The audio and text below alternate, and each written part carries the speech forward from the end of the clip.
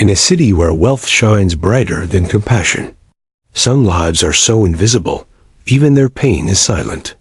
A homeless veteran, a forgotten child, a service dog no one sees. But what happens when their quiet existence collides with the arrogance of power? This is not just a story about injustice. It's a story about what we choose to see and what we choose to ignore. And sometimes, a whisper becomes a roar. If you're ready for a story that will challenge your heart and stay with you long after it's over, make sure to subscribe. We're just getting started. Asterisk, it was just past 7 a.m. in the city. The kind of morning where the sky wore a pale blue veil and everything felt too clean, too polished, as if the truth had been scrubbed away overnight. Skyscrapers glittered like teeth in a predator's mouth. Coffee shops had lines of people dressed in wool coats and $1,000 shoes, tapping impatiently on their phones, while baristas with fake smiles called out names in perfect rhythm. The air smelled of espresso, ambition, and entitlement. Few blocks away, it was a different world. There was no glitter here, just concrete, cracked and stained. A rusted street lamp flickered weakly above a row of tents lining the sidewalk.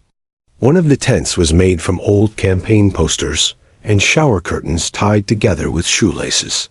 This was where Nathaniel sat, his back against the brick wall of an abandoned bookstore, his arms wrapped around a German shepherd named Blue.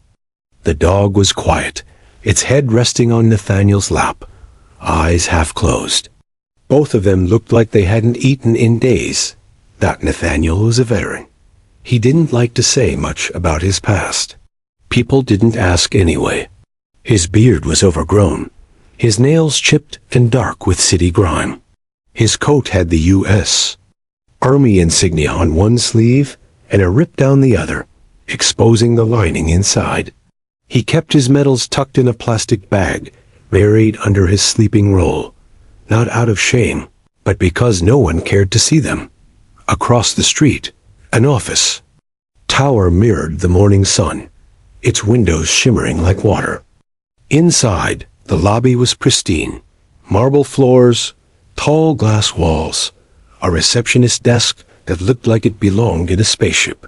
Men and women in designer suits walked briskly through the doors, barely looking up from their phones. One of them, Elena Whitmore, CEO of a multi-million-dollar digital media firm, stepped out of her black SUV as a valet scrambled to take her keys. She wore a beige trench coat that probably cost more than Nathaniel had seen in the past year. Her high heels clicked like a metronome on the sidewalk. Elena glanced across the street and grimaced. There he is again, she said to her assistant, a man half her age and twice as nervous. Should I call building security? He offered, already tapping into his phone. No, Elena replied coldly. Just remind them not to let it become a camp. We're not running a soup kitchen. From where he sat, Nathaniel didn't hear her words. But he saw the way she looked at him, like he was a stain on her world, a smudge she couldn't scrub off. A few minutes later, a young boy, Micah, maybe 12, stood at the window of a French bakery 2 doors down. He stared at the rows of golden croissants and frosted eclairs. His hoodie was too small, his jeans frayed at the knees. He had a quiet kind of curiosity about him, the kind that often goes unnoticed. People walked around him like he wasn't. Even there, Micah S mother had died the year before. His father had disappeared before that. He now lived with his grandmother in a 1-bedroom apartment that smelled of liniment and old dreams. She did her best, but Social Security didn't stretch far, and Micah knew better than to ask for lunch money. As he stood there, stomach growling, a man in a suit bumped into him and didn't even pause to apologize. Micah stepped back and slipped into the alley beside the bakery. He didn't want to be in the way. He was used to being invisible. Down the alley, he saw Blue. Micah approached slowly, cautious but unafraid. Blue lifted his head and wagged his tail once. Nathaniel looked up. "You don't gotta be scared," Nathaniel said, voice hoarse but kind. "I'm not," Micah replied. "You like dogs?" Micah nodded. "Yeah, but my building doesn't allow them." Nathaniel gave a small smile. "They don't allow me either, I guess." Micah sat down on the curb, a few feet from Blue. The dog slowly stretched and placed his head on Micah's. "Shoo!" The boy laughed, softly, like he hadn't done that in a while. "You hungry?" Nathaniel asked. Micah shook his head, then his stomach growled loudly, betraying him. They both laughed. Nathaniel reached into his backpack and pulled out a protein bar, probably from a food bank line the day before. "Split it with me," he said. Blue already had his share. Micah hesitated but took it. They ate in silence. Back at the tower, Elena was in the middle of a Zoom meeting with Tokyo. She spoke confidently, her voice sharp, her manner professional. But her eyes flicked every so often to the security footage streaming from the lobby, where she had ordered a camera be installed to monitor the sidewalk. She saw Nathaniel, still sitting, still breathing, still ... there. That man is ruining the image of this neighborhood, she snapped later in a meeting. We're building a brand, not a charity. Someone suggested calling the city. Someone else mentioned anti-camping laws. A third person suggested public health hazards. No one mentioned compassion. That afternoon, a young woman named Lucinda walked past Nathaniel and Micah on her way to the shelter. She had a toddler strapped to her back and a plastic bag in each hand. Her hair was tied in a messy bun, her shoes mismatched. She used to be a nurse. Now she was homeless. A police cruiser pulled up to the curb. Nathaniel stiffened. Blue sat upright. An officer stepped out, tall, white, sunglasses on, hand near his holster. "We've had complaints," he said. "You can't sit here all day. You're making the tenants uncomfortable." Nathaniel stood slowly. "I'm not bothering anyone. Move along." Micah stood up beside Nathaniel. "He's not hurting anybody," the boy said. The officer looked down at Micah. "You should be in school." Micah didn't answer. A crowd was forming now. A few office workers, a couple of passers-by, even Elena's assistant watching from across the street. Lucinda stepped forward. "He's a veteran," she said. "That dog's a service animal. You gonna arrest them for sitting still?" The officer looked uncomfortable, unsure now. Nathaniel handed him a laminated ID, his military discharge papers. The officer looked at its side, then turned to leave. But not before muttering, "You people just don't know when to quit." When the cruiser pulled away, Nathaniel sat back down. Micah sat beside him. Lucinda walked on. No one said anything, but something had shifted. A woman across the street had been filming. She uploaded the video to social media with the caption, "A homeless vet, a boy with nothing, and a city that looks the other way." Within hours, the video began to spread. That night, the city lights burned like always, pretending to shine on everyone equally. But in a corner of that city, under a street lamp that hummed like it was tired, a man, a boy, and a dog sat quietly.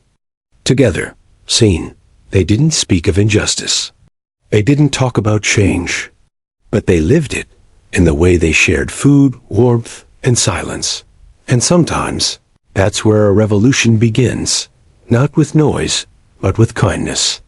No one expects. The morning after the sidewalk incident, Nathaniel woke up sore. His back ached from the cold pavement, and his hands were stiff. Blue stirred beside him, then let out a low groan, the kind that came from old bones and old battles. Across the street, the bakery opened its doors. The scent of fresh bread wafted over the intersection like a cruel joke. Micah was late to school. Again, he ran with his backpack bouncing awkwardly against his shoulders.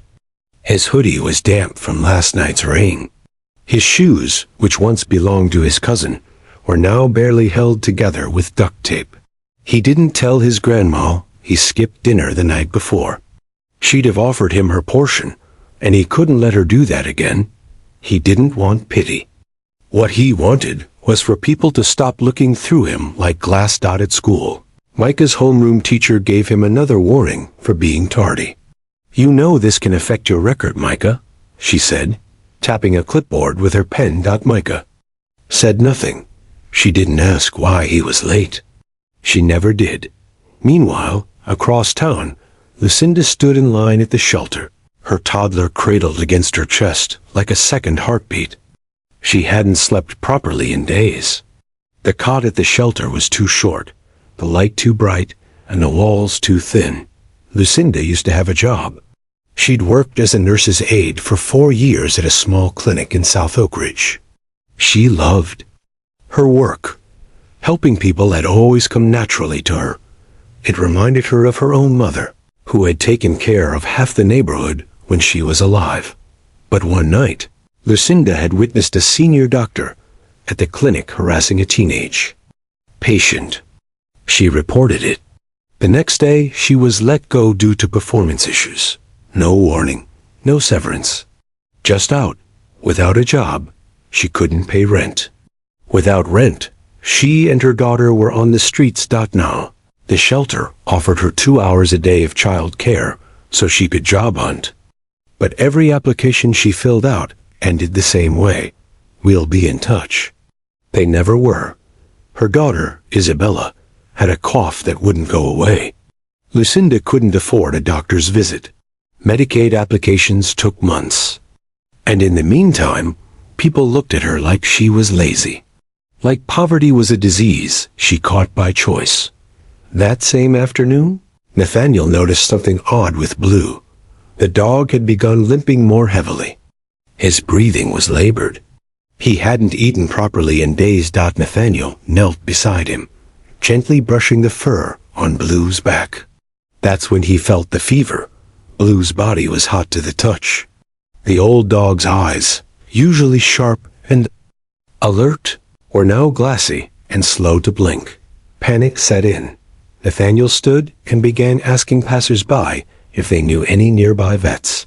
Most avoided him entirely. Some muttered, "Sorry," without stopping. One man dropped $1 into Nathaniel's cup and said, "Try the county clinic, I guess." Nathaniel walked 3 blocks with Blue limping beside him, only to be turned away at the animal hospital. "We don't take drop-ins without payment," the receptionist said curtly. "Try the shelter on 9th, or ... animal control." Nathaniel bit his tongue. Animal control would just put Blue down. He knew it. They wouldn't care that Blue had served 3 tours overseas. That this dog had saved lives. That he had once pulled Nathaniel out of the rubble after an IED blast. But none of that showed up in a database. None of it mattered to them. He slumped down on a bench and held Blue close. Micah found him there 20 minutes later. "You okay?" the boy asked, sitting beside him. Nathaniel didn't answer right away. He just stared at the sky. "I think Blue's real sick." Micah looked at the dog, his eyes filling with concern. "There's gotta be someone who can help." Help came from an unexpected place. A man in his 60s, tall and quiet, walked past and paused. He wore a faded army jacket and carried a cloth bag over one shoulder. His beard was silver, and his eyes were sharp as glass. He looked at Blue, then at Nathaniel. "You serve?" he asked simply. Nathaniel nodded. "2nd Marine Battalion, Kandahar." The man crouched beside Blue and began inspecting the dog gently, but efficiently. "This one's not just a mutt," he said after a moment.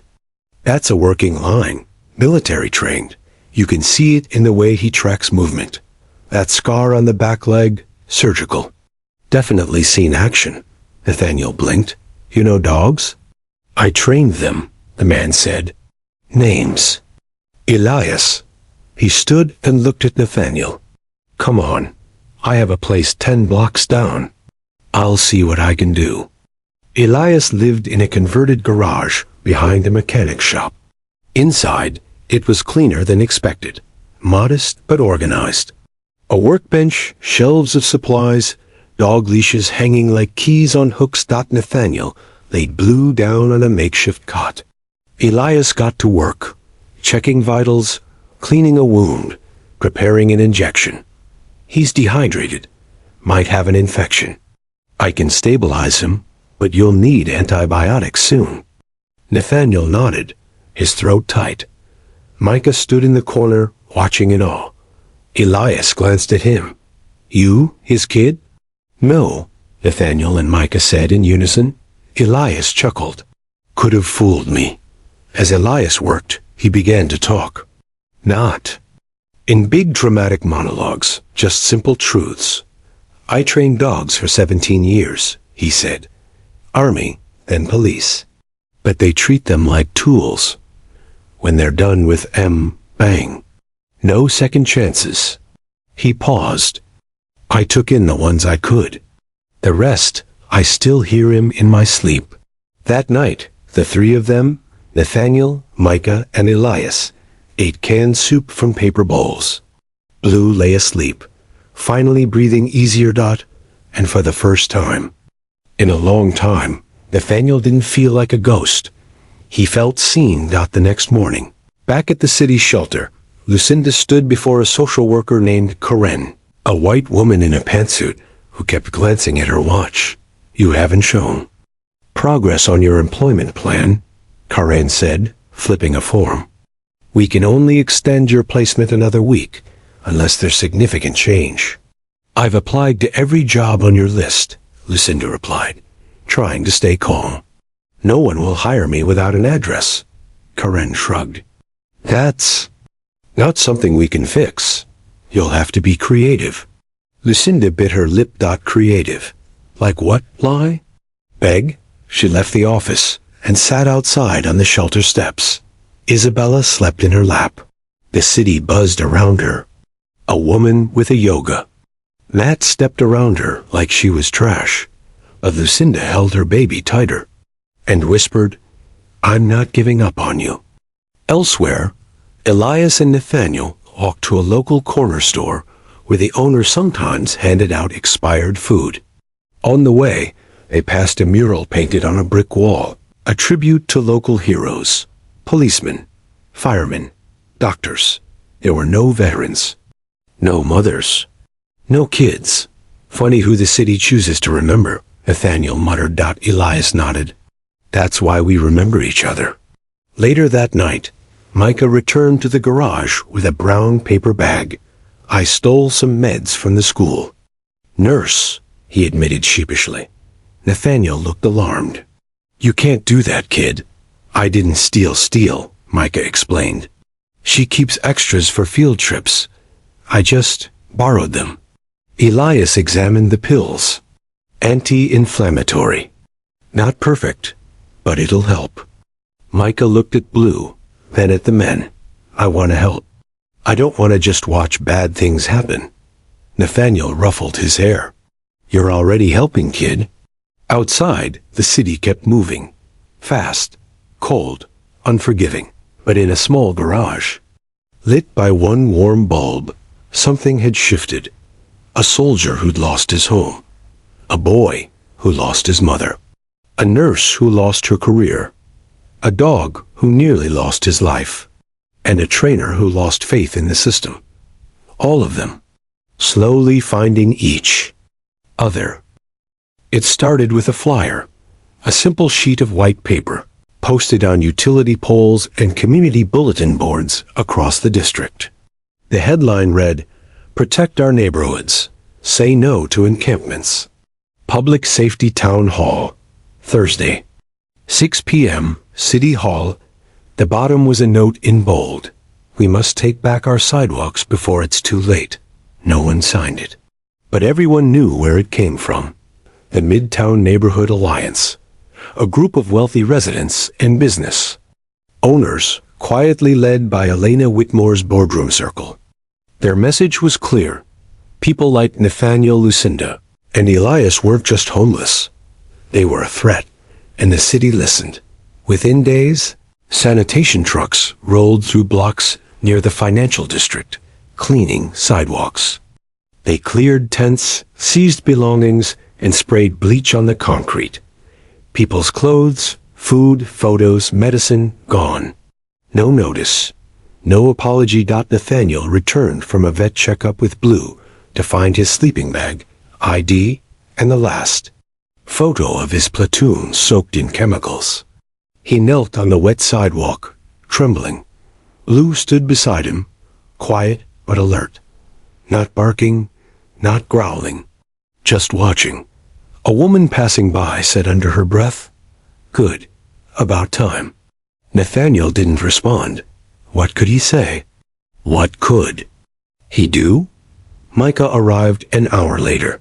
He saw Nathaniel sitting on the wet sidewalk, staring into nothing. "Where's your stuff?" Micah asked. Nathaniel didn't answer. Micah sat down beside him. They stayed like that until sunset.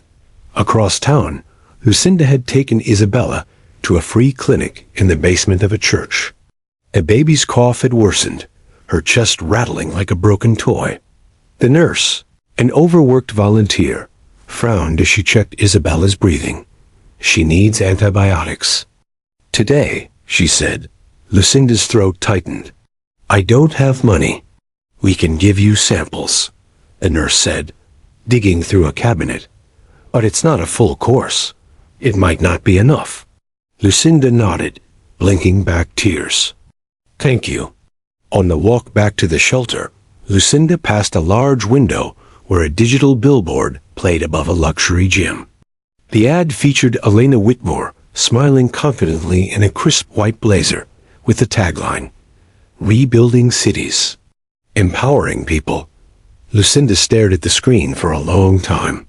Not in anger, just disbelief. How could someone be so disconnected from the people they claimed to help?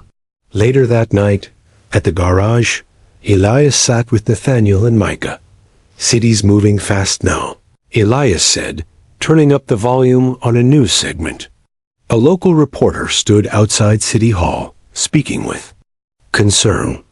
With increasing pressure from business owners and residents, the city has announced stricter enforcement of sidewalk use laws. While officials say these measures are necessary for public safety, advocates for the homeless argue the real issue is lack of affordable housing and mental health support. Elias turned it off. They're not stopping anytime soon. Nathaniel leaned forward. "We can't just wait for them to decide who gets to live and who doesn't." Micah's voice was quiet. "What can we even do?" No one answered. Not right away, but something in that silence felt like the beginning of a plan. The next day, a protest broke out on Maple and 9th Street, right where sanitation had cleared the tents. It started with a few signs, a few chants. But by mid-afternoon, dozens of people had shown up. Some held up posters with Blue's picture on it. Others wore buttons that read, "Human before homeless." Lucinda, holding Isabella in a sling, stepped onto a milk crate with a bullhorn. "This city forgot us," she called out. "But we haven't forgotten each other." The crowd roared. Nathaniel stepped forward next. He didn't say much. Just held up Blue's military ID and his own service tag. Then he opened his palm and dropped his ruined platoon photo onto the sidewalk. "I bled for this country. Now I'm just a stain they want to wash away." Cheers turned to silence.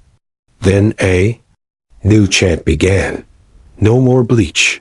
No more lies. From the edge of the crowd, a woman filmed the whole thing. Her name was Jasmine, a freelance journalist who had covered poverty and policy for over a decade. "This one's different," she whispered into her recorder. "This isn't just protest. This is grief. This is reckoning." By evening, police had arrived. Their faces were tight, their uniforms stiff. The commanding officer gave one warning before calling in backup. Nathaniel stepped between them and the crowd. or not causing violence. Blocking traffic is violence now, one officer replied. The moment was tense. No one moved. And then, a bottle flew.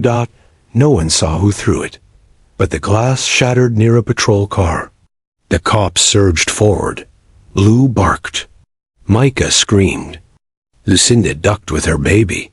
Elias grabbed Nathaniel's arm. And Jasmine, from the side, kept filming. What followed was chaos. Not a riot, but a crush of fear. People scattered. A woman was tackled to the ground. Micah nearly got trampled, but was pulled out by a bystander. By the time it ended, 8 people were arrested. 2 were hospitalized. And the video, unedited, raw, human, was online within. An hour. It had one title. This is what happens when the poor speak up. It went viral overnight. At her penthouse. Elena watched it in silence. She had just finished a glass of wine when the notification popped up on her company's social media alert system. She clicked, watched, replayed. She saw herself in the comments, not directly, but through the anger. These are the people your company crushes. This is the future you're building? Elena Whitmore pretends to care while bulldozing real lives. She closed her laptop. Walked to the window. And for the first time in a long time, felt unsure. The next day, Jasmine tracked down Nathaniel, Micah, and Lucinda at Elias's garage. She sat with them. No microphone, no notepad, just her voice. I want to tell your story, she said. But only if you want it told. Nathaniel looked at Lucinda. Lucinda looked at Micah. Micah looked at Blue. And Nathaniel nodded. But not as victims, he said. Tell them we're people. Jasmine smiled. That's the only way I know how. By week's end, Jasmine's article was published. The War After the War. A portrait of survival in a city that forgot it. Told of Nathaniel's time in service, his PTSD, how he lost his wife, his home. It told of Lucinda's whistleblowing, her child, her fear. It told of Micah's grades, his dreams, and how the school never asked why he kept showing up late and hungry. And it told of Blue, the dog that once served a nation, now lying on concrete like trash. The story lit a fire across the city. Politicians scrambled to respond. Talk shows debated. Activists organized new protests. But the greatest shift came in whispers. In hearts, people began looking differently at the man outside the grocery store, at the woman asking for diapers, at the kid sitting alone in the park after school. That night, as the city pulsed with tension, a group of kids stood outside Elias's garage. They had signs, candles, even a painting of Blue. One of them handed Mike a letter. It read, I didn't understand before, but I do now. You're braver than most grown-ups I know. Jasmine's little sister, age 13, Micah, smiled. Nathaniel reached into his coat and pulled out a clean photo, a copy someone had printed of his lost one. He held it up to the candlelight. And Blue rested his head on his paw, watching the boy, the soldier, and the quiet revolution they had started together. The morning after the protest felt heavier than most. The air was still, but it carried the tension of something left unresolved, like a held breath. The streets were quieter than usual, not out of peace, but out of caution. People whispered more than they spoke. Eyes glanced over shoulders. And for those who were part of what had happened, the city felt different now. At Elias's garage, Micah sat on a milk crate, cradling a mug of hot chocolate Elias had made with instant powder and warm water. The sweetness comforted him, but his hands still trembled. Across from him, Nathaniel folded a blanket. He hadn't slept much.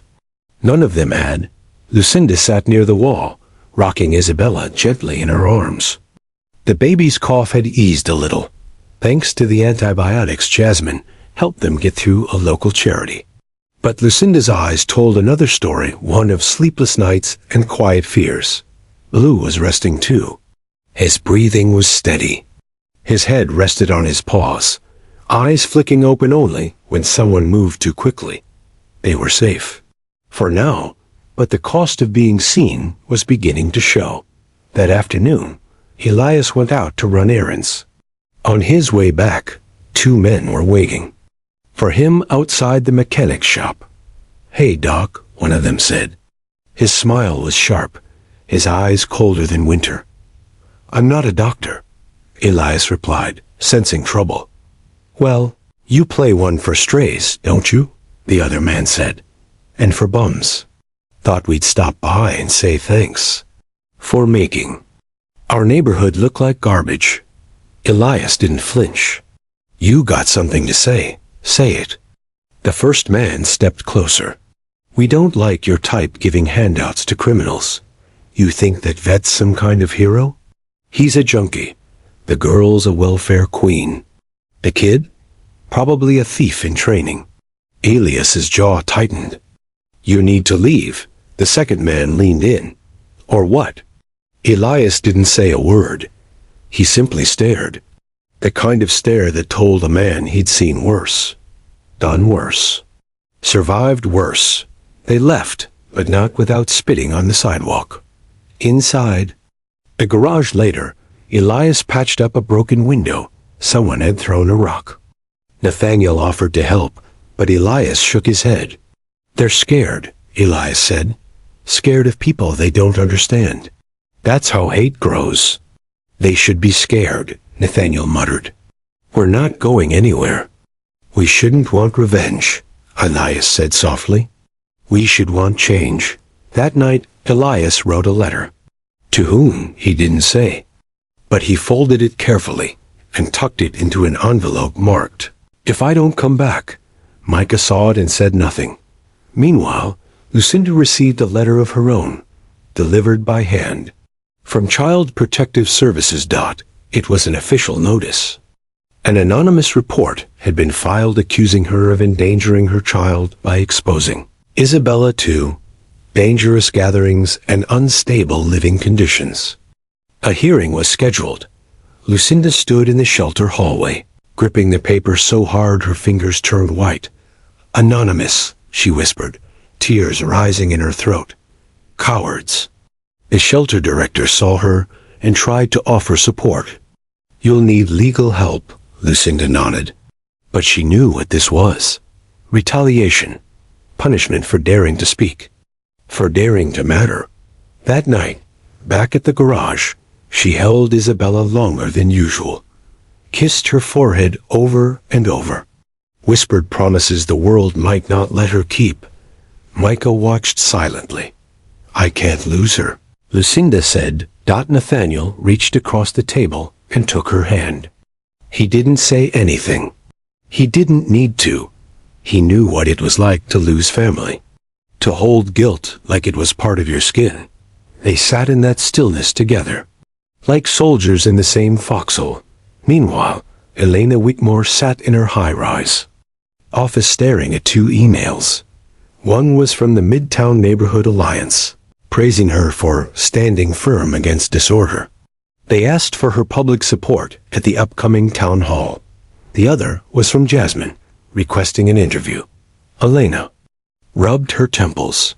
She had built her reputation on being progressive, on elevating marginalized voices. That's what the press kits said. That's what the brand consultants advised.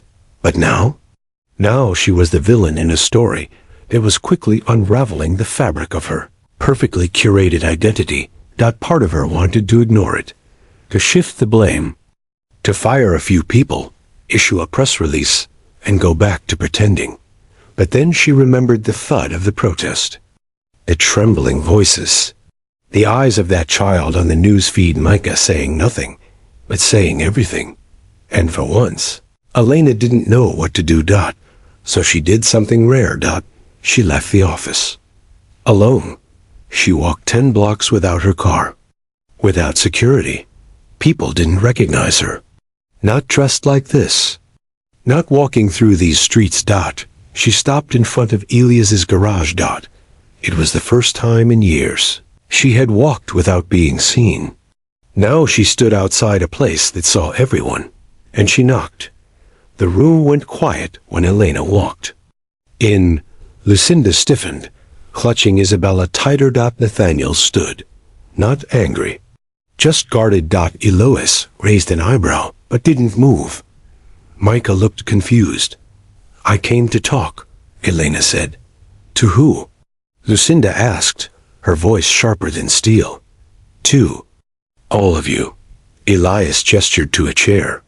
She sat. Elena took a deep breath. I didn't understand before. I saw people like you and thought it wasn't my problem. But it is. I know that now. Lucinda folded her arms. And what? You want forgiveness? After you built an empire on stepping over people like us? I want to help, Elena said. Nathaniel's voice broke in. We don't need your charity. We need your truth. There was a long pause. Then Elena nodded. I have something. A file from the city about a private security plan. It's worse than you think. She pulled out a USB drive and set it on the table. I'll leak it, she said, publicly, but I need your help to make sure it gets heard. Micah stepped forward. Why now? Elena looked at him. Because you remind me of someone I used to be, before I forgot. And for the first time, she didn't look like a CEO. She looked human. The next 48 hours were a blur. Jasmine published a follow-up article titled, The Clean Streets Program is a Lie. It revealed the city's collaboration with private security forces to systematically remove homeless individuals before major investors arrived for a real estate summit. It had quotes. It had proof. It had names. The public reaction was explosive. So was the backlash. Elias's garage was vandalized again. Blue was injured by a thrown object. Not badly, but enough to scare Micah to tears. The shelter where Lucinda stayed received threatening phone calls. And yet, something else happened. People began volunteering, donating, speaking up. A retired judge offered to represent Lucinda for free. A group of war vets organized a petition demanding protections for Nathaniel and others like him. A school counselor visited Micah's class and asked to speak with him privately, not to punish him, but to check if he had food at home. And at a new community meeting, one where everyone was welcome. Elena sat in the back row. Not to speak, but to listen. The city didn't change overnight, but it changed enough. New housing program was piloted, using Elias's blueprints. Blue recovered. Isabella's cough finally stopped. Nathaniel was offered a speaking opportunity at a local college, not for pity, but because his story mattered. And Micah? He wrote an essay titled, The Day the City Saw Me. He read it aloud in class. No one laughed, some even cried. And when he walked home that day, for the first time, someone waved at him. A neighbor who had never looked twice before. Waved back. Not because the fight was over, but because he finally knew it had started. The first rain after the protests came quietly. No thunder. No wind. Just a soft, steady drizzle that blurred the city skyline like a painting smudged by tears. It swept the grime off rooftops and trickled down alleyways, soaking through the cardboard. Boxes and makeshift tents still clinging to the edges of downtown. Inside Elias's garage, the world felt warm, not because of a heater, they didn't have one, but because of the presence of people who had chosen to stay. Lucinda sat on the floor, her back against a wall, bottle-feeding Isabella. The baby's cheeks were rounder now, her eyes brighter. Each day that passed with antibiotics, proper food, and sleep had brought her back to the giggling, curious toddler Lucinda had once feared she might lose. Micah was across the room with Nathaniel, helping him stitch up a torn canvas tarp. They weren't in a hurry. They talked while they worked, and sometimes they didn't talk at all, and that was fine too. You ever think about what you'd be doing if none of this had happened? Micah asked suddenly. Nathaniel paused, looking at a thread he just tied off. Yeah, he said. I'd probably be working security, drinking too much coffee, complaining about back pain. Micah smiled. That's boring. Nathaniel nodded. Exactly. Micah's smile faded.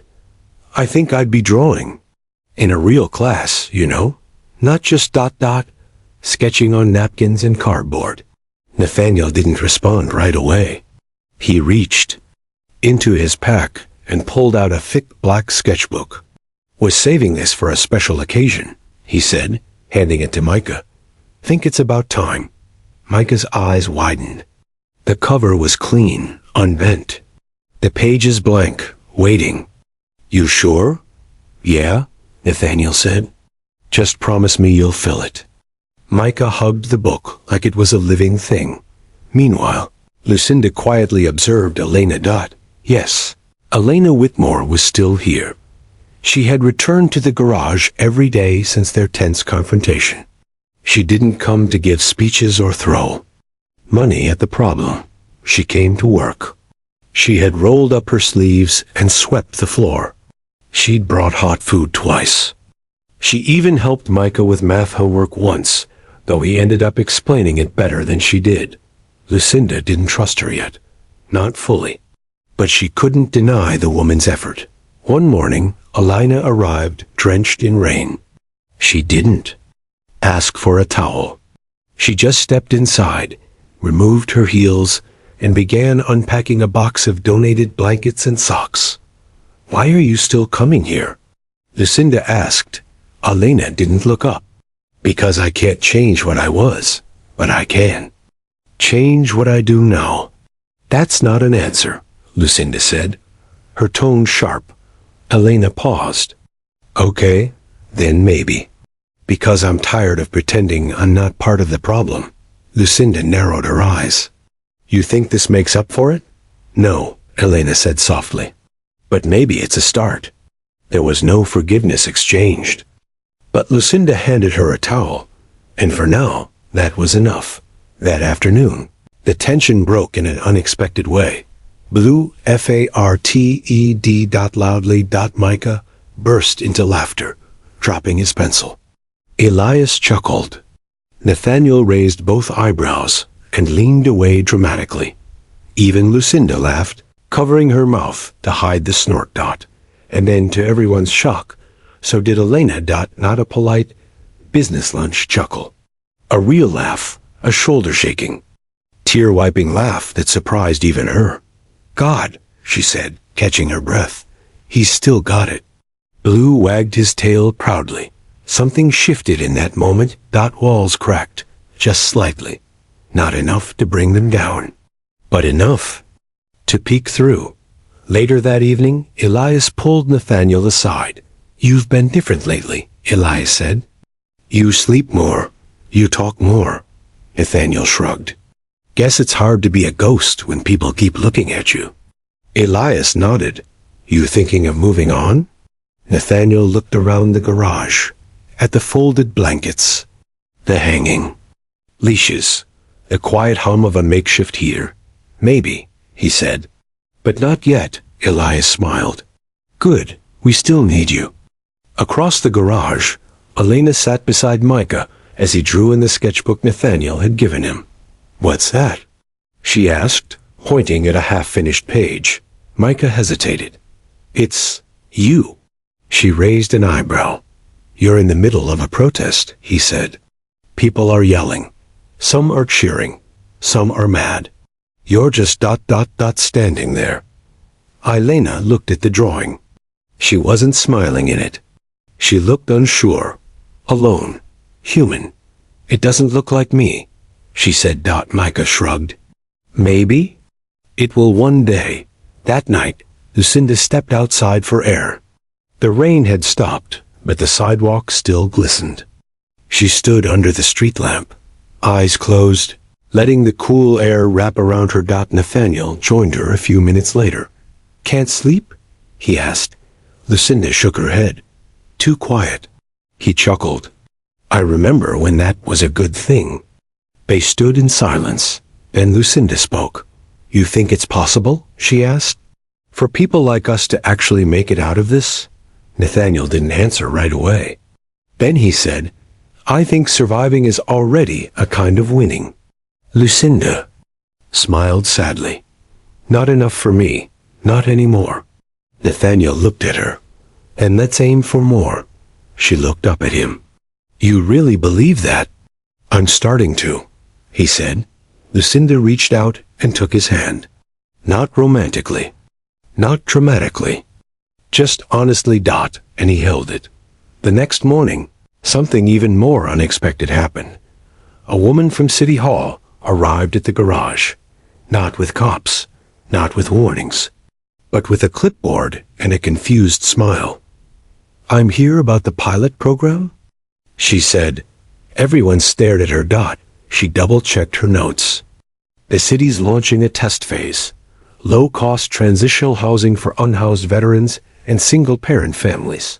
Your location is listed as the first community site. They were stunned. You're kidding, Elias said. No. Mayor approved it this week. We'll provide modular housing units, legal aid, therapy, and job placement. It's limited right now, but it's something. The woman looked up, and apparently it was fast-tracked after an anonymous donor pledged to match the city's funding. A 6-figure donation.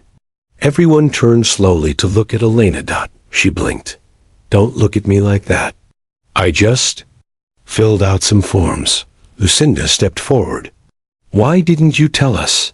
Because I didn't want it to feel like a favor. There was silence. Then Elias, of all people, let out a loud, theatrical cough. Well, he said, looks like we've got some building to do. At evening, they shared a simple meal. Rice, beans, warm bread, and tea. They sat in a circle, some on chairs, some on the floor. Isabella giggled in Lucinda's lap. Blue curled up near the heater. Snoring. Micah passed around his sketchbook. Everyone took turns flipping pages. There were drawings of the protest, of the garage, of Blue, of Elena sweeping the floor, of Lucinda sleeping with Isabella beside her, of Nathaniel sitting by the firelight, smiling just slightly. At the very end of the book, on the last page, was a drawing of all of them together, laughing, and below it, in Micah's careful handwriting, were the words, Home isn't a building. It's a place where people don't give up on each other. No one spoke, because there was nothing left to say. And everything left to do. It happened on a Thursday. The sun had barely risen when the knock came at the garage door. Not the gentle knock of a volunteer or city worker, but the firm, measured knock of someone who knew they were bringing bad news. Elias opened the door. Slowly. 2 men stood there in dark jackets, official, but not police. One had a tablet, the other a file folder. We're from the Office of Federal Investigations, the first man said. We need to speak with Nathaniel Green. Nathaniel, sitting at the back of the garage, froze. Micah, who had been organizing pencils for his drawings, looked up sharply. What's going on? Nathaniel stood slowly, voice calm but wary. I'm Nathaniel. The agent stepped forward. This is regarding an inquiry into the unauthorized release of classified documents, tied to a 2010 military operation in Kandahar, the second man said. You were listed as a primary witness on a sealed internal report. That report was leaked 3 days ago to a public news platform. The room went silent. Nathaniel didn't blink. I didn't leak anything, he said. The agent nodded. Maybe. Not. But someone using your name did. Lucinda stepped forward. This doesn't make sense. He's been here the whole time. The agent looked around the room. Then perhaps someone else here has access to his files. Alana, who had just walked in carrying a bag of canned goods, paused mid-step. Her face changed. It was the kind of expression that comes not from surprise, but guilt. Lucinda said, turning toward her. What did you do? Elena set the bag down slowly. I found a file in the city archives while researching for the housing program. There were records of a mission Nathaniel was part of. It mentioned Blue and some internal memos about how injured service dogs were being euthanized overseas to cut costs. Her voice trembled. I leaked it anonymously. I didn't use names, just the documents. Nathaniel's jaw tightened. You used my past. Without telling me. I thought it would help, Alana said. I thought people would care more if they saw what the government did to its own. You had no right, he said, voice rising. Micah stood between them. Stop. Everyone turned. Micah was shaking. Not in fear, but anger. He trusted you, the boy said. And now they're going to take him away? The agent cleared his throat. He's not under arrest. Not yet. But we do need to take him in for questioning.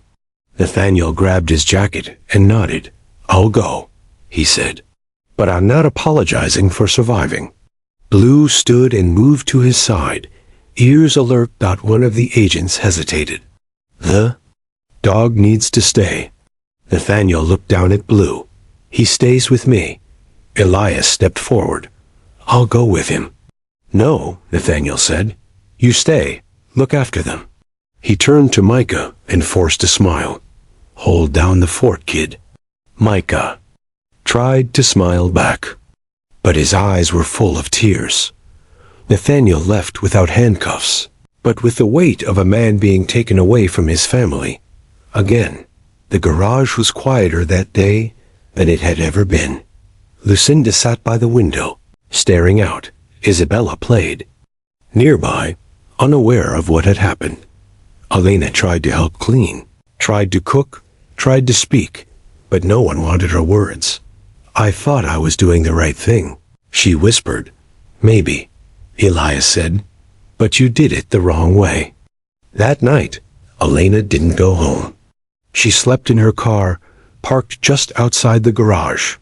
No one invited her in, but no one told her to leave either. 3 days passed. No word from Nathaniel. Lucinda called every number on the agent's card. Elias contacted a few veterans he knew in the legal world. Micah even wrote a letter to the mayor, begging for answers. Nothing. Then, on the 4th day, Jasmine showed up. She had contacts. She had been digging, and she had the truth. She sat everyone down and laid it out carefully.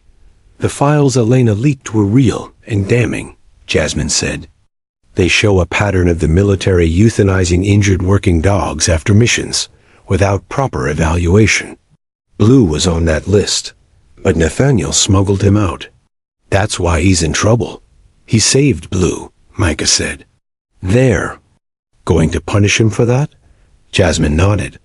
That's what the investigation is about. But the story's out now.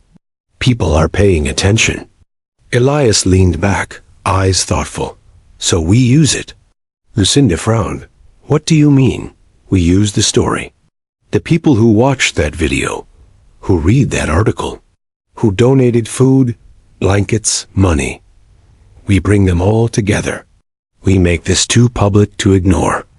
Elena stood in the doorway. I'll help, she said quietly. No one said anything, but no one stopped her either. Within 2 days, a plan was in motion. Jasmine prepared an expose on the military's treatment of service dogs, featuring Nathaniel's story, Blue's service, and testimonials from other veterans. Micah drew a poster, Nathaniel and Blue, back to back, both looking forward. The caption read, Heroes don't get left behind. Lucinda organized a peaceful rally at City Hall. Elias coordinated with veteran advocacy groups. Elena used every connection she had to get media coverage. And the night before the protest, Micah made a sign on cardboard. He sat outside, raincoat on, painting in the quiet. When Elias came to check on him, he saw what Micah had written. He saved his dog. Now we have to save him. The next morning, hundreds showed up. Veterans in uniform, mothers with children, students, journalists, people who had never met Nathaniel but felt like they knew him. Jasmine stood at the mic and told the story. Not with anger, but with truth. Lucinda spoke next. He didn't ask for a handout. He just wanted to sit without being erased. Micah stepped up. He's the only adult who ever asked me what I wanted to be when I grow up. And then, a murmur ran through the crowd. A car pulled up. A man stepped out. It was Nathaniel. Blue beside him. The agent stood behind him, watching. Jasmine grabbed the mic again. Nathaniel Green is here today. Not because he was cleared, but because enough of us refused to let him disappear. The crowd roared. Nathaniel looked stunned, overwhelmed. Micah ran to him, hugged him tight. Told you I'd hold the fort. Nathaniel laughed, choked up. You did good, kid. Lucinda approached slowly. We didn't give up on you. Nathaniel nodded. I never expected anyone to try. Elena stood at a distance. Nathaniel walked toward her. They stood face to face. I'm sorry, she said. You were right. I should have asked. I should have trusted you with your own story. Nathaniel studied her, then offered a hand. You still got a lot to learn, he said. But I'll teach you, if you're really in it. She shook his hand. I'm in it. Later that evening, back at the garage, they gathered around the table. No celebration, just relief and purpose. Nathaniel sat with Blue at his feet. Micah curled up on the floor with his sketchbook. Lucinda fed Isabella, humming softly. Elias brewed a pot of strong tea. Jasmine edited video footage. Elena folded blankets. It wasn't perfect. It wasn't victory. But it was family. And sometimes, that's more powerful than any headline. The sun rose behind a curtain of gray clouds. There were no sirens that morning. No helicopters overhead. No protests. Just the strange, uneasy quiet of a city that had seen too much, but didn't know what to do with the truth. Inside Elias's garage, the mood was heavy. Nathaniel sat at the table, staring at a cup of black coffee he hadn't touched. His hands were steady, but his mind wasn't. The rally was over. The media storm was fading. Blue was asleep at his feet, but peace didn't come with applause. It never had. Across from him, Elena typed furiously on her laptop. She was drafting a public letter, not as CEO, not as a brand, but as herself. Every word felt like a confession. She had spent a lifetime building walls with polished language. Now she was trying to tear them down with truth. Lucinda stood near the back door, speaking to a lawyer on speakerphone. The CPS hearing was tomorrow. Her hands were shaking. She didn't let anyone see. Micah sat in the corner, drawing. Not smiling. Not talking. His sketchbook was filled with images darker than usual.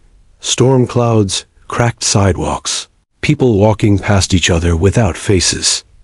Elias stood over the stove, stirring oatmeal no one had asked for. It was his way of holding something together. Then, the knock came, not hard. Not loud. Just enough to make everyone freeze. Elena opened the door. A man stood there. Early 50s, neatly dressed, quiet eyes. In his hand was a black briefcase. My name is Martin Rayner, he said. I'm here for Nathaniel Green. Nathaniel rose slowly. Who sent you? I represent the Department of Veteran Affairs, the man replied. There's been a review of your case, of your discharge, of your benefits. It seems you were denied assistance years ago due to a paperwork error. An internal review has now concluded that you are owed significant compensation. Back pay, housing, medical, everything. The garage went still. Nathaniel blinked. That's not possible, he said. The man opened his briefcase, pulled out a folder. It is now. You'll need to come to the regional office to sign. Nathaniel took the folder. His hands trembled this time. Martin Rayner hesitated. There's one more thing. Nathaniel raised an eyebrow. We've also reopened an internal inquiry into your mission report. A congressional hearing may be held. Elias stepped forward. You mean they're making him testify? Not forcing, Martin said carefully, but requesting. Nathaniel said nothing. He simply sat back down, folder in hand. The man left. No one spoke for a full minute. Then Lucinda broke the silence. This is good. Right? Nathaniel didn't look up. It means they're listening. That's all. Doesn't mean they care. Elena touched his shoulder. You don't have to carry this alone. He looked at her. Don't I? Later that evening, the group gathered for dinner. No special reason. Just a shared understanding that they needed each other. They sat on crates and blankets and mismatched chairs, passing around lentil stew and slices of stale bread. Micah finally spoke. What happens after? This? Everyone looked at him. After the garage, after the programs, after the reporters stopped calling. What do we do then? Lucinda answered gently. We keep going. But how? Micah pressed. When people still look at us like we're less. When they smile on camera and shut the door off camera. When they call us brave one day and dangerous the next. His voice cracked. I'm tired. No one rushed to fix it. Instead, Elias passed him a bowl of stew and said, Eat, then we'll talk. That night, Elena stayed behind after everyone else went to bed. She found Nathaniel sitting outside with Blue, staring at the night sky. You ever think about quitting? She asked, sitting beside him. Every day, he said. Then I remember quitting doesn't make the world less cruel. Just means I stop fighting it. I've made so many mistakes, she whispered. I don't know if I'm trying to fix things or just my own guilt. Nathaniel looked at her. Does it matter? He asked. If it helps someone? If you show up? If you listen? I guess not, she admitted. You're doing fine, he said. Just don't try to be the hero. Be useful. She nodded. I can do that. Then she paused. You're going to testify, aren't you? Nathaniel took a long breath. If I don't, someone else will suffer in silence. And I've had enough silence. Blue nudged his hand. Nathaniel scratched his ears. And besides, he added, Blue still wants to serve. The next day, Lucinda stood in front of a county judge. The courtroom was cold, clinical, designed to make people like her feel small. Her public defender had done all he could, but in the end, it came down to the judge.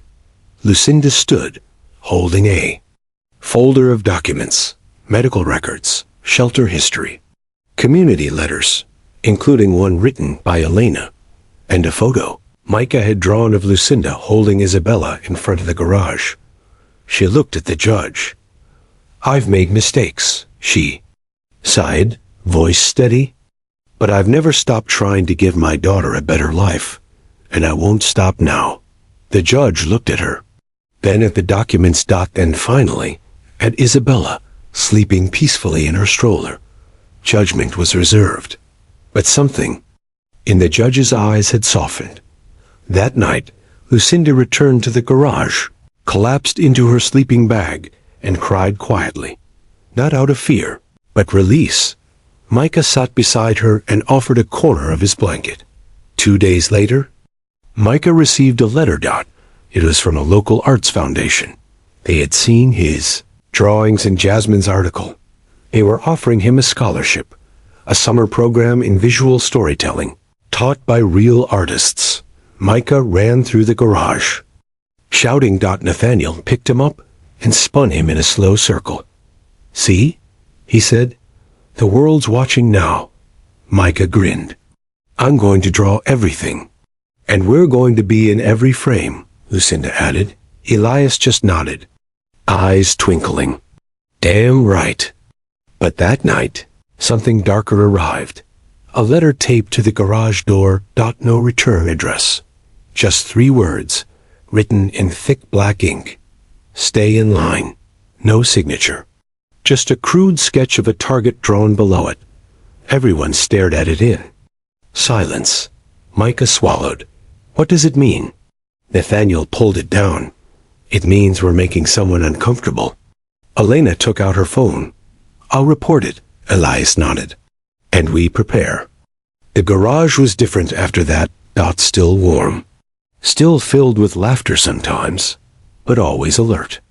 Always ready. Dot, because now they understood. Something new. Dot telling the truth wasn't the hardest part. Living with it was. Dot and protecting each other. That would never stop. It was spring when the first house opened. Not a mansion. Not even a full-sized home. Just a small, clean, modular unit with a blue door. A kitchen the size of a closet. And walls that didn't leak. But for Nathaniel, it might as well have been. Palace. He stood on the porch. Blue beside him, a brass plaque screwed into the siding. Unit number 1. Green and blue. There were 7 more units behind his. Each one would soon house someone who, just months earlier, had been considered disposable. A year ago, this land was a vacant lot behind a derelict community center. Now it was something different, something alive. A pilot project they all helped build. They called it the Anchor. Because sometimes, all someone needed was a place to stop drifting. Micah helped paint the murals. Bright, bold colors stretched across every wall. His favorite was one he did with Jasmine, a giant, abstract image of a service dog and a child, both looking up at a moon made from protest signs. In the corner, he added a small, hidden signature, to those who stayed. He still lived with his grandmother, but he visited the Anchor every day after school, sometimes to draw, sometimes to tutor younger kids, sometimes just to sit. People knew him now, not as a case number, not as that poor boy, but as an artist. A voice. He even spoke at City Hall once, and didn't stutter. Micah was becoming someone he once didn't believe he could be. And it all started with a sketchbook, and a man who asked, "What do you want to be when you grow up?" Lucinda now managed the Anchor's daycare room. It wasn't glamorous. A few old mats, some donated toys, and finger paint-streaked walls. But she ran it like it was Harvard. Every kid had a name. Every mom had a voice. Every family was seeing her. CPS case was closed. Permanently. The judge ruled in her favor. And for the first time, Lucinda was seen not as a risk, but as a parent who fought for her child harder than most people ever had to. Isabella was healthy now. She ran the halls barefoot, calling everyone auntie or uncle, whether they were or not. One evening, Lucinda sat on the playground bench and watched her daughter chase bubbles in the wind. Elena sat beside her. "You ever stop being scared?" Lucinda asked softly. Elena exhaled. "No, but I'm learning to live with the fear, not under it." Lucinda nodded. "You did a good thing, you know. All of this." "I just opened the door," Elena said. "You all walked through it." They sat in silence, the kind that came not from tension, but understanding. Lucinda glanced at her. "You're still a work in progress. Aren't we all?" Elena said, smiling. "Elias never left the garage, even though he could have. The city offered him a new home, an award, a stipend. He politely declined all of it. "I've got everything I need right here," he said. "Tools, peace, and a mutt that still farts in his sleep." Instead, he turned the garage into a real clinic, a rehab space for service animals and strays. Alike, he called it Second Leash. Blue's face was painted on the front door. Elias became a legend quietly. Without wanting to, people traveled from other cities just to learn from him. Vets, activists, young, volunteers. But he never changed, still grumpy, still generous, still the steady heartbeat of everything. As for Nathaniel. He never became a celebrity. Didn't want to. After the hearing, which he did attend, and where he spoke with grace and fire, he refused further interviews. He told Jasmine once, I said what I needed to say. Now let someone else talk. But people didn't forget. Especially not when he became the first official coordinator of the Anchor. Every morning, he made coffee for the whole block. He kept a list on the wall. New tenants, open jobs, doctor appointments. Birthdays. He brought everyone in. And every night, after everything quieted down, he'd sit on his porch with Blue, legs crossed, mug in hand, and watch the lights flicker across the Anchor. One night, Micah joined him. Did you think it'd be like this? The boy asked. Nathaniel smiled. Nope, not in a million years. But you hoped, right? Nathaniel looked at the stars. Hope's a tricky thing, he said. It's quiet, doesn't shout, but it waits for you. He glanced down at Blue, now gray around the muzzle, but still loyal, still strong. And sometimes it shows up as a dog, Micah laughed, or a sketchbook, or a stubborn woman with too much money, Nathaniel added. They both laughed at that. Weeks later, Elena stood before a full auditorium at the city's first social equity forum. She was no longer just a CEO, no longer just a symbol. She was something else. Now someone still trying. Someone still learning. She spoke about systems, power, responsibility. But then she paused and said something else. None of this started with a budget or a press release. It started with one man sitting on a sidewalk beside a dog no one cared about. That's where the revolution began, quietly, invisibly, powerfully. Her words rippled far beyond that room, because she wasn't just talking about Nathaniel. She was talking about all of them. Then one final moment, simple, quiet, unforgettable. The day Blue died. He had grown slower in recent months, his eyes cloudy, his legs shaky. One morning, he didn't get up. Nathaniel held him for hours, whispered stories, thanked him for every day he stayed. Everyone from the Anchor gathered at the community garden Elias had built. They buried Blue beneath the tree Micah had painted with stars. Children laid flowers. Adults said nothing, just stood with there. Hands over hearts. Micah carved a stone marker. Blue, loyal, brave, seen. And beside it, Nathaniel placed a photo of their early days. Him in uniform, Blue still young, both of them standing tall. Later that night, Nathaniel sat alone. On the porch. Micah joined him again. You okay? The boy asked. Nathaniel didn't answer. Instead, he handed Micah a small sealed envelope. Keep that safe, he said. Micah opened it later.